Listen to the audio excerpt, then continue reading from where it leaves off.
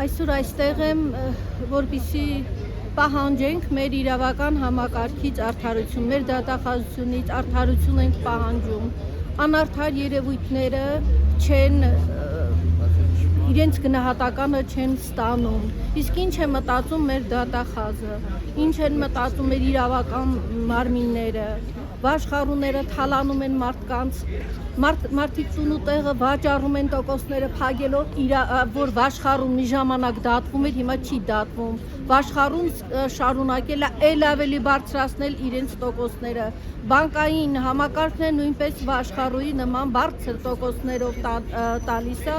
եւ տեսնում է, որ մարդը չի կարողանում տալ, արդեն հարկադիր է անգել, դարձյալ տոկոսները գնում են։ Իսկ ինչ է մտածում մեր իշխանությունը, մեր իրավական համակարգը, եթե արդեն հարկադիր են ընկել, ինչու համար չի կասեցվում այդ տոկոսային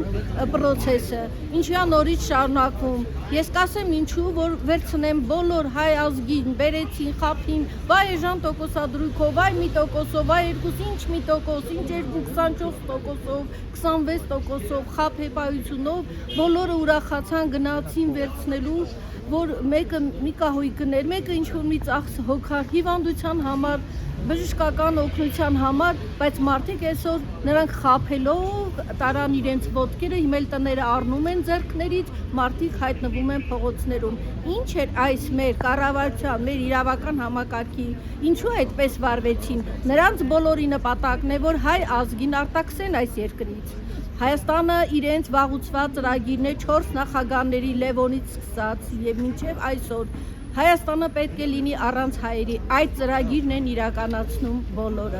Չկա ոչ մի պատասխանատու այս գործում, ոչ մի համակարգ իրավական չի գործում եւ արդար դատավարություն ու դատաստան չի անում։ Ինչու են նստել այստեղ ժողովրդի փողերով, ինչու են նստել, երբ որ ժողովրդի շահերին ոչ մեկ չեն աշխատում։ Ժողովուրդը անվտանգ չի։ Փողոցում կարող է անցնես ու քեզ մեկը վիրավորի, ծեծեն քչեն մի կողմ ու անցնեն։